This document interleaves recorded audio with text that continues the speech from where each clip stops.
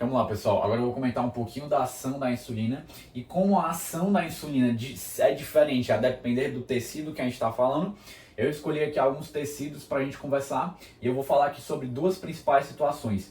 Duas situações, sendo a primeira sendo quando a insulina age na região do tecido adiposo, tecido muscular, ali num período geralmente quando a insulina está sendo secretada após a própria alimentação, o aumento da glicemia, a gente já viu esses fatores que regulam a própria liberação da insulina. E a outra situação, a segunda situação, vai ser como a insulina age especialmente nos hepatócitos.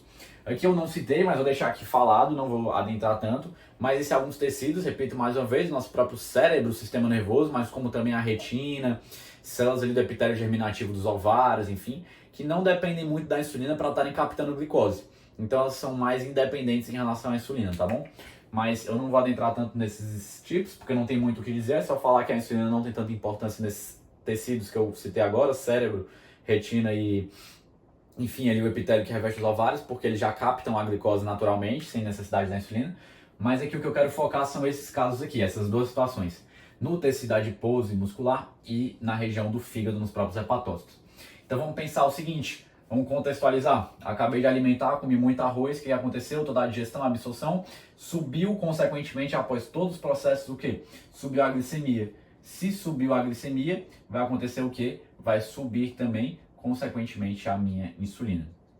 E essa insulina vai agir, vamos começar comentando justamente aqui na região dos próprios hepatócitos. Então a insulina vai agir lá nos hepatócitos, promovendo o quê? Vamos entender aqui juntos. Então eu vou pintar aqui a insulina de vermelho e vamos entender que vem aqui a insulina e se liga no seu receptor. Certo? Após essa ligação da insulina com o receptor presente nos próprios hepatócitos, vai se dar início aqui várias reações intracelulares, uma cascata de sinalização, e isso vai culminar, vai finalizar, vai chegar aonde? Isso vai chegar num aumento da atividade de uma enzima, que é a glicoquinase. Mas vamos entender o seguinte, que aqui na membrana do hepatócito a insulina não vai alterar muito a questão dos próprios receptores já aqui presentes. Então aqui no hepatócito a gente já encontra o receptor GLUT2, tá? Então é o GLUT número 2, a gente já encontra ele na membrana celular do nosso hepatócito.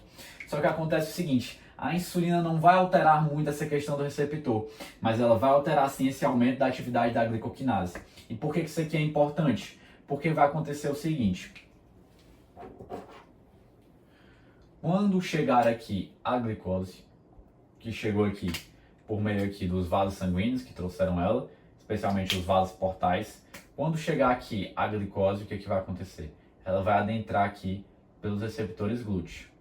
Então chegou aqui várias glicoses, adentraram aqui na célula por meio dessa porta de entrada do hepatócito. Porta de entrada do hepatócito seria qual? O próprio GLUT2. Quando essa glicose chegar aqui dentro, o que vai acontecer?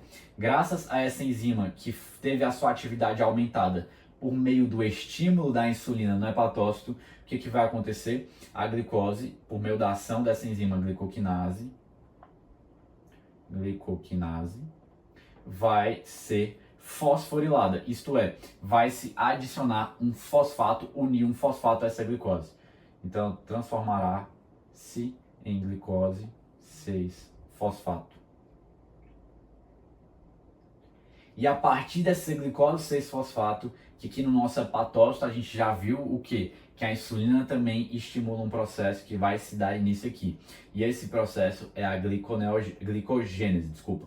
Esse processo é a glicogênese. E a glicogênese, por sua vez, é nada mais nada menos do que a formação de glicogênio. Por que é importante ter essa formação de glicose 6-fosfato? Porque digamos que entrasse aqui 3 glicoses e elas ficassem aqui paradinhas e lá fora tivessem mais 3 glicoses esperando. Então eu criasse aqui justamente uma dificuldade para que elas entrassem. Por que a gente está falando de difusão facilitada, pessoal? Essa difusão que é proporcionada, facilitada pelo GLUT2, segue um gradiente. Então se eu começasse a acumular glicose aqui dentro da célula, chegaria um momento que essa glicose que está fora aqui não ia entrar mais, porque não teria mais um gradiente para proporcionar essa entrada. Mas após haver esse processo de fosforilação, graças à enzima glicoquinase, e haver essa adição do fosfato com a glicose, e a formação da glicose 6-fosfato, então o que vai acontecer? A gente vai ter o quê? Então aqui eu vou pintar uma glicose 6-fosfato. A gente vai ter a união da glicose com o fosfato e, consequentemente, a quantidade de glicose intracelular vai começar a diminuir. Diminuindo no sentido de que agora não é mais glicose, mas glicose 6-fosfato. Se eu diminuo a quantidade de glicose em si aqui no meio intracelular, eu permito que novas glicoses vão entrando, e as que vão entrando vão sendo convertidas em glicose 6-fosfato, e a glicose 6-fosfato armazenada em forma de glicogênio. Isso vai permitir que haja uma baixa concentração de glicose aqui dentro, mas haverá uma concentração elevada de glicose 6-fosfato e glicogênio. Isso permite que esse movimento da glicose entrando por meio da porta de entrada, que é o GLUT2, continue acontecendo, tudo bem? Então esse aqui é o principal efeito da insulina a nível de hepatócito. Então promover o quê? Promover o aumento da glicoquinase e a consequente maior formação de glicose 6-fosfato, beleza? Depois, consequentemente, é formado mais glicogênio. Por isso que a gente fala que a insulina aumenta a glicogênese, certo? Agora vamos sair aqui um pouquinho da hepatócito e vamos entrar aqui em outra circunstância. A situação do tecido adiposo ou do tecido muscular, especialmente quando a gente está falando no estado ali em repouso, ou seja, não está tendo atividade muscular intensa, e também um estado em repouso no qual vem logo em seguida uma alimentação. Então seguimos aquele exemplo que aumentou a glicemia, eu me alimentei, aumentou a glicemia, consequentemente aumentou o quê? Aumentou a liberação de insulina. Essa insulina, uma hora ou outra, vai chegar aqui e se ligar nos receptores que a gente encontra tanto no tecido adiposo como no tecido muscular. É o que eu estou considerando, repito mais uma vez, uma situação em que o tecido adiposo, o tecido muscular, está ali em repouso, ou seja, não está tendo atividade física, a liberação de outros fatores envolvidos. A pessoa está em repouso. Após haver essa ligação de insulina, vai ter toda a cascata intracelular e, consequentemente, vai haver o quê? Vai haver um efeito intracelular que vai ser o quê? Dentro aqui da célula do tecido adiposo e do tecido muscular, a gente encontra vesículas. Dentro dessas vesículas, a gente encontra o GLUT4. Pela ação da insulina aqui dentro dessas células do tecido adiposo, tecido muscular, vai haver um estímulo para que essas vesículas levem o GLUT4 aqui para a membrana celular. Então aqui, esses GLUT4 vão passar a fazer parte da membrana celular após haver esse estímulo da insulina. Então aqui, ó, a gente está falando o quê? Do GLUT4. Certo?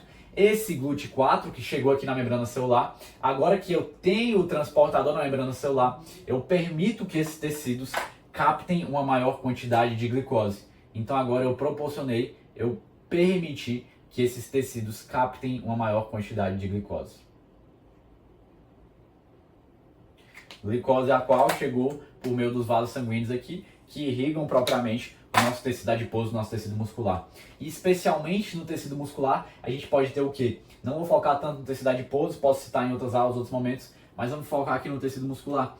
Então, digamos que esse tecido muscular, no qual, após a ação da insulina, eu aumentei a expressão na membrana celular do GLUT4, ou seja, eu permiti uma porta de passagem para a glicose que chegou ali pelo tecido muscular, essa glicose vai entrar. E aqui também ela vai sofrer o processo de transformação em glicose 6-fosfato.